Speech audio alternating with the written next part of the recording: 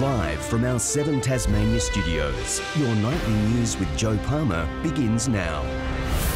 Lawmakers are close to clearing another hurdle on whether to allow parents to choose if gender is included on a child's birth certificate. The state government still opposes the amendments and is worried about unintended legal consequences. But the proposal has the support of Labor and the Greens. Out to sell Canberra's budget at a Lagana plumbing business. Peter Gutwin was staying on message, even with the phones running hot. Our businesses can be productive and, importantly, that's my fault, Joe. Back in Parliament, there was no interrupting today's marathon debate over changes to gender on birth certificates. After months of talks, the Legislative Council was working through amendments, edging closer to a decision. For trans and gender diverse people, it will allow them the option of getting a birth certificate identity document which actually reflects who they are. Under the proposal, parents will be given the option to decide if gender is assigned to a newborn on their birth certificate. That's got the backing of Labor and the Greens. The only difference will be that, similarly to your driver's licence, your birth certificate won't have your gender on it. But if you feel the need for that, you can request to have your gender marked on your birth certificate. Today is frustrating but also full of hope. Hopefully by the end of today we will have legislation through the Legislative Council that substantially improves the lives of people who are transgender. The government has major reservations. But whilst we supported bringing ourselves into line with the Federal Marriage Act, any other suggested changes should have been taken to the Tasmanian Law Reform Institute for their view to find out what the consequences and impacts might be. If passed, the amendments will return to the lower house. Sean McComish, 7 Tasmania News. Police have charged a teenager with arson following a deliberately lit fire at a vacant property on Campania Street in Rochalee early yesterday morning. Police are investigating if this latest incident is linked to other arson attacks in the street. The 16-year-old male is due to appear in the Launceston Youth Justice Court on the 2nd of May. The state government is assuring the future of a Launceston Rehabilitation Centre. The AMA had raised concerns about ongoing funding for the John L. Grove Centre after the release of the federal budget. The state government clarified it's taking over the funding with the facility with a $5 million annual commitment for 4 years. A roundabout will finally be built at the dangerous Mowbray interconnector later this year. Designs are being finalised for the project, while a consistent 80-kilometre speed limit will be enforced along the stretch of the East Tamar Highway. Public information sessions will be held at the Mowbray Marketplace on April 10. Tasmania has a new multi-millionaire, with the mystery winner of last week's Oz Lotto draw coming forward to claim their prize. The ticket was purchased at Hobart City Lotto but wasn't claimed for 9 days. It scored a 1/3 share of the $70 million Division 1 prize pool. The winner has chosen to remain completely anonymous and didn't share what they plan to do with the $23 million prize. Dozens of Tasmanian Defence Force personnel are in central Victoria this week as part of a major training exercise alongside hundreds of Australian and UK counterparts. Our crew travelled over to Puckapunyal to witness firsthand the training needed to prepare soldiers for the front line. Guns ready, soldiers alert, the enemy near. These Army reservists have been waiting here in this dense bushland for hours. Finally, their time's come to do battle. At close range, enemies shot, prisoners of war captured and casualties are treated. It plays out like a movie scene, but they're using real guns, just firing blank bullets. Those involved say this doesn't make this scene any less realistic. They're taken very seriously, so we're preparing, even though we're preparing for Exercise Talisman Sabre, we are actually training for if we do need to go to war. This exercise is part of a range of activities undertaken by Battle Group Jacker at Puckapunyal Military Area in Victoria this week. 30 Tasmanian Army reservists have all flown over to take part. They all work day jobs but say this is their passion. As long as you love the job and you love the people you're with, I mean, look, we keep coming back time after time. The Tasmanians are alongside 500 others who have travelled from parts of Victoria, South Australia and even the United Kingdom because of historical ties. By coming up to a major exercise like this, you get a lot more exposure to a lot of varied experience. The event, a major logistical effort, with dozens of vehicles used for tactics and transport. A constant buzz at headquarters from those overseeing the operation. Signallers ensuring communication is always functioning to soldiers in the field all day and night. You've all sort of got a pretty tough role to make sure that the whole battle group can work and function. Here, soldiers from across ranks are refuelling, ready for what's to come. The military personnel working behind me are preparing orders to be given to the soldiers here today. Those soldiers will then start rehearsing in preparation for today's major exercise. You learn a very diverse and different skill set, which in my role as an infantryman, you don't really learn anywhere else. The group is preparing for the major training exercise Talisman Sabre. It will be held in Queensland later this year and involve 30,000 people. So we're trying to flesh out all the issues that we might have now, so when we get to that stage we'll be ready. I would 100% support anyone who wants to do it. Just, make sure you're fit. Louise Hedger, 7 Tasmania News. A Tasmanian scientist is heading off on a mission to clean up what's been dubbed Trash Island.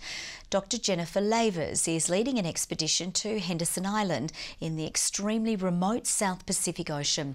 Despite being uninhabited, currents have washed up obscene levels of rubbish on its shores. Researchers visited the island in 2015 and found it had the highest density of plastic debris ever recorded. They counted 671 pieces per square metre of beach. Everyday consumer items that we use for a couple of moments and throw away. And often away is a remote beach, so we find toothbrushes and cigarette lighters and straws and bottle caps. The 3-week expedition will set off in June with the target of cleaning up 18 tonnes of plastic debris. A mother of 4 and foster carer to 7 children has been revealed as Tasmania's Mother of the Year. In accepting the award today, Sally Zanardi paid tribute to her fellow foster carers and urged other Tasmanian families to open up their homes and hearts. A life caring for others, but now it's Sally Zanardi on the receiving end. Her children handing over the prize for Bernardo's Mother of the Year Tasmania. It's a huge honour. I didn't expect it at all. Pretty humbling actually. It's you don't do what I do to actually get recognition. Her daughter Jamie secretly nominated her for the award. Just for the amazing work that she does every day. You know, she's not just a mum, you know, she's a big support to me and all the children she looks after. As well as her 4 children, 6 years ago Sally became a foster carer.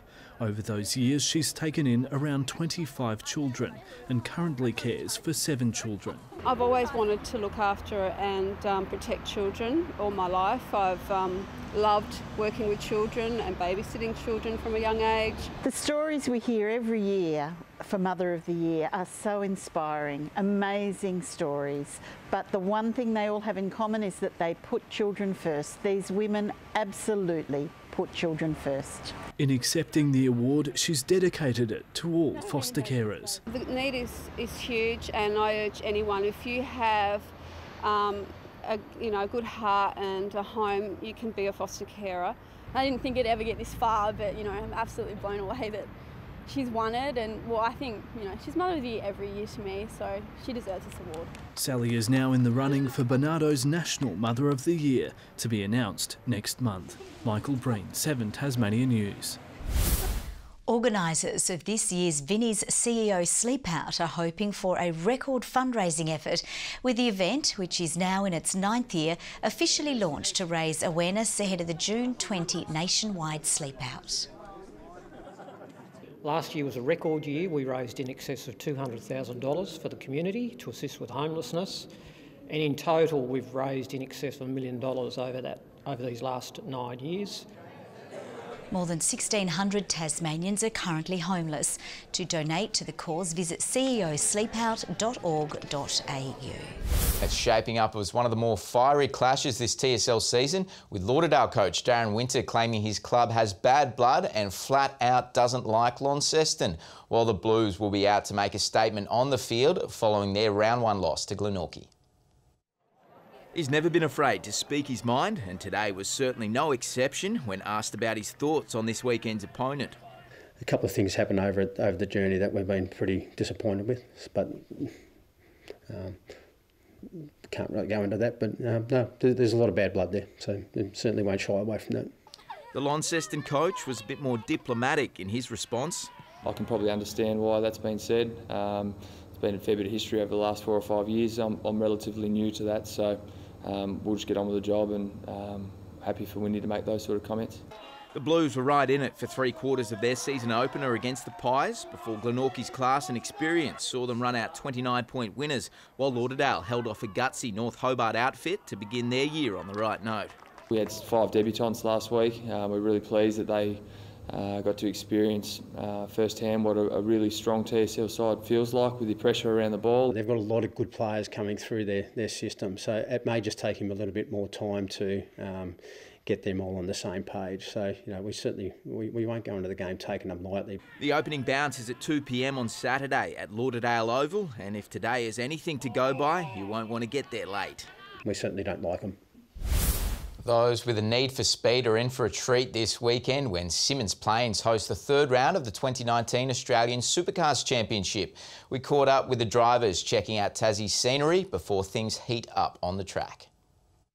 Shifting gears for a change of pace, these drivers took to the skies, happy to be back in Tassie. Absolutely love this place. I always come here every year and go for a little bit of a run or a hike. I enjoy this round because I feel like the family support, everyone comes out and sits on the grass hill there up to the hairpin, and it feels like you're kind of nearly like country footy. It's got a good feel to it. Former Bathurst 1000 winner Nick Percat is confident round 3 will provide the weekend's anticipated crowd of 55,000 with plenty of entertainment. The good thing with it, there's no tyre deg really here, so you drive the cars as hard as you can for the whole time and put on a good show for everyone. After a rough start to the year, rising star Jack LeBrock is ready for redemption. Really good drivers up and down the field, so yeah, for us it's going to be tough, but yeah, we'd like to come out strong this weekend and really make up for it. And Supercars rookie Gary Jacobson says he's raring to go. You know, Rick Kelly's a proven race winner in this category and went to a track at Grand Prix where I was around 0.2 of a second off him. So here I'm looking to close that gap even more and just show that I have the speed compared to my teammates is the main objective. Reigning Supercars champion Scott McLaughlin will be one to watch with 5 wins from 5 starts in his new-look Ford Mustang. An action-packed schedule on track this year. We've got both local and national support categories. We've got people travelling from interstate. Practice will get underway here tomorrow morning when racing great Craig Lowndes gets behind the wheel for the first time this year. Last year when he announced his retirement, everyone was getting everything they could possibly get signed as if he would never turn up again. So it'll be an excellent opportunity for people to see him testing the car for Jamie and his engineer, and also, signing afterwards. Gates open to the public at 8 a.m. tomorrow. Jessie Gilmore, 7 Tasmania News. Time the countdown is on for the Southern Huskies' highly anticipated New Zealand NBL debut, with one of their star players arriving in town and raring to go. But it won't be an easy task this season, with the competition jam-packed with world-class talent. After NBL star Harry Froling recently pulled out of his Huskies commitments to chase his NBA dreams in the US, the Hobart Chargers championship star emerged as the perfect replacement. I originally planned to have a bit of time off and maybe relax, but obviously when the opportunity came up again, it was one I couldn't turn down.